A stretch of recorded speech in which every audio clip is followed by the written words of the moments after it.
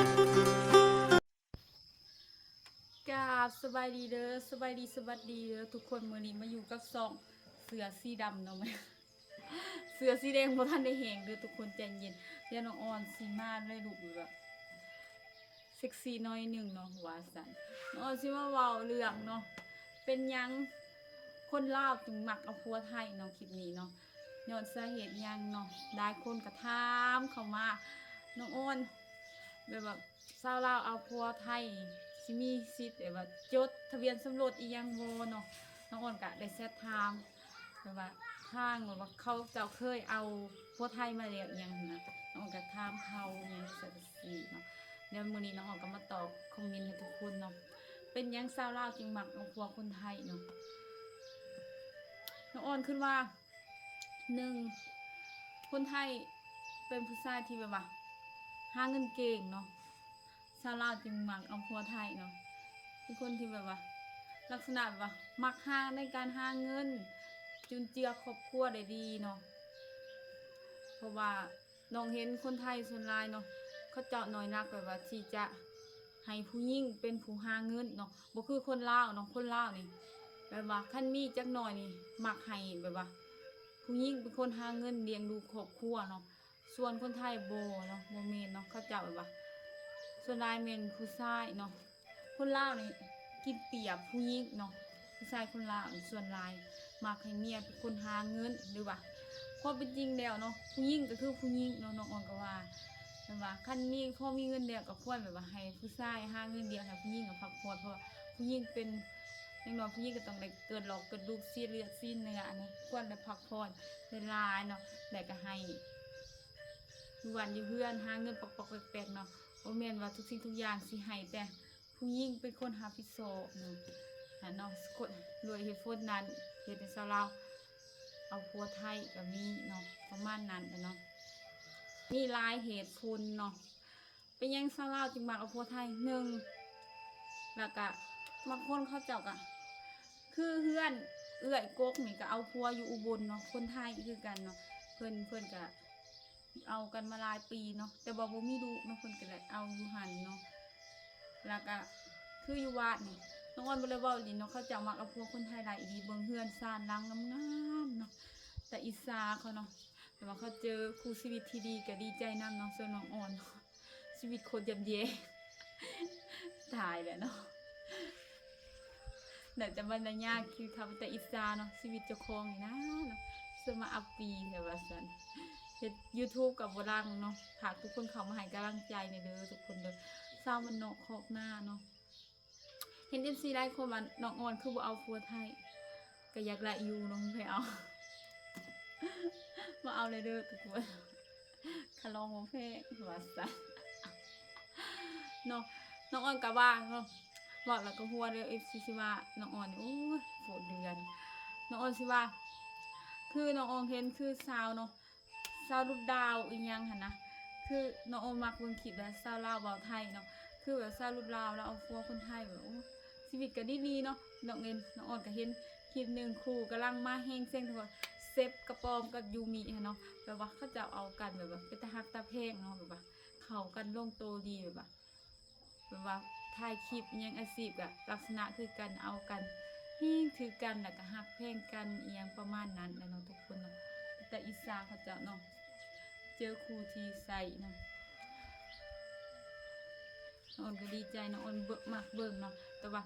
เห็น FC หลายคนก็มักทำชาวลาวมักกินแกงหน่อไม้อีดีโบอุสุดยอดเนาะอาหารหลักเลยเนาะเม่นแกงหน่อไม้อาหารหลักของชาวลาวมักกินแกงหน่อไม้หลายที่สุดเนาะเอาพวกคนไทยกันมา1ภาษาปากเว้าเฮาก็เว้าแบบว่ารู้จักแบบว่าเข้าใจกันอีหยังเนาะภาษามันก็ใกล้เคียงกันแบบว่าการกินการอยากมันก็ลักษณะคือกันคือชาวลาวมากินแกงหน่อไม้นุ่มไทยก็กินไหลเนาะแกงหน่อไม้ป่นเขียดอีหยังแบบว่าลักษณะแบบว่ามันก็คือการหุบห่างอีหยังนะแบบว่าส่วนหลายว่าชาวลาวมักเอาพวกคนไทยก็ย้อนเหตุนี้ทุกคนแบบว่านิสัยใจคอกับคล้ายเคียงกันอีหยังหุบห่างหน้าตากับใกล้เคียงกันลาวไทยเนาะมันก็เป็นแบบว่ารู้จักกันใกล้เคียงกันแต่ก็ประเทศก็ติดแผดกันอีกเนาะแต่ว่าเฮาก็บ่เคยแบบว่า พิดเทียงเอียงกันนั่นน่ะเนาะอยู่นำกันมากแบบพี่แบบน้องแต่ไรมากนี่เนาะแล้วชาวลาวเว้าไทยก็เป็นตำนานแต่ไรมากเลยเนาะเอากันแบบว่าคู่ชาวลาวไทยแต่ไรมากเนาะกับฝากทุกคนข่าวให้กำลังใจอย่าลืมมือโฆษณาแกงชาวลาวจริงหนักทั่วไทยนี่เนาะทุกคนด้วยเหตุผลนี้เนาะหนึ่งคนไทยเขาแบบว่าเอาแล้วเขาก็ซัพพอร์ตเนาะแบบว่าคือว่าเฮาอยากเฮ็ดอันนั้นอันนี้เขาก็ซัพพอร์ตเบิ่งแย่งส่วนมีลูกมีเต้าเขาเจ้าก็เบิ่งซอยกันบ่คือหนุ่มลาวรู้สึกว่าอุ๊ยบ่คือเฮ็ดสภาพปวดบ่เอาใจใส่เนาะเมื่อยเนาะบอกมาชีวิตนี่โอ้ยผู้หญิงนี่เพื่อสิเจอคู่ชีวิตที่ดีนี่ก็เป็นเรื่องของง่ายๆเนาะทุกคนมาแล้วก็เหนื่อยใจเนาะไก่กับคันดื้อเนาะสาเหตุอันนี้เนาะชาวลาวจึงมักเอาพัวทางไทยย้อนแบบว่า1คนไทยซัพพอร์ต2เอากันมาแล้วเขาเจ้าก็เบิ่งแย่งอย่างดีเนาะมีเงินมีค่ำให้ใส่มีบ้านมีเรือนให้อยู่มีรถล่างให้ขี่เป็นไผเดียวว่าแต่สาวคนไรก็อยากไหลเนาะว่าเป็นหนุ่มในฝันของหลายๆคนเนาะแล้วคือว่าน้องอ่อนนะส่วนใหญ่อาชีพเขาเจ้าเนาะเฮ็ดให้เฮ็ดหน้าเนาะส่วนใหญ่เป็นหลักเน้นเฮ็ดหน้าเนาะหลังจากแต่เฮ็ดหน้าแล้วเนาะบางคนเขาเจ้าก็เฮ็ดหน้าคือสมัยเดียวนี้เนาะเขาเจ้าเลือกที่จะทิมให้ทิมหน้าทิมหัวทิมส่วนไปยอดน้ำมันแพง1เนาะปุ๋ยแพงค่าไผ่ก็แพงค่ากินค่ายาค่าอิหยังก็แพงแต่ว่าเงินของเราตกต่ำลงเนาะมันเฮ็ดให้คนหันที่จะไปทำงานอยู่ทางไทยหลายขึ้นเนาะจนกลายเป็นบ้านห่างแล้วยังบ่พอเนาะยิ่งเหลือแต่คนเฒ่าคือทุกคนเห็นน้องออนถ่ายคลิปไปแต่ว่าเขาเจ้าเลี้ยงฮอเนาะอันแล้วก็เป็นต้นกำเนิดของบุญบังไพ่เนาะซึ่งว่า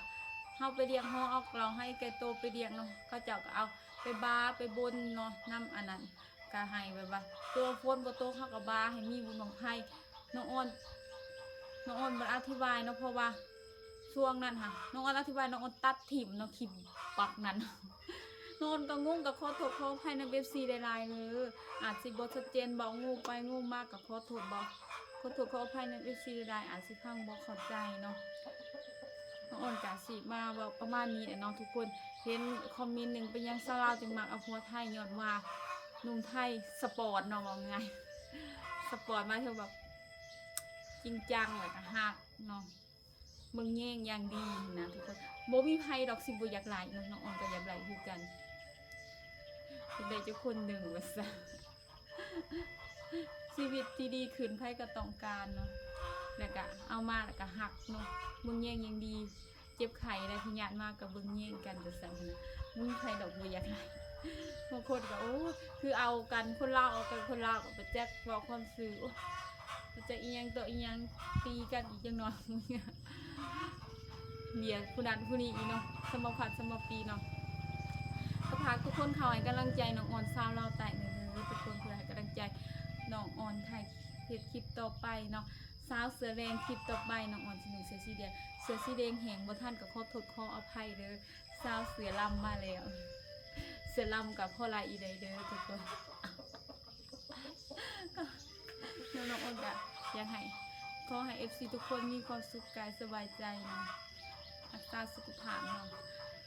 เห็น FC ถามหานี่ย้อนเหตุผลอันนี้เนาะถูกไหมว่า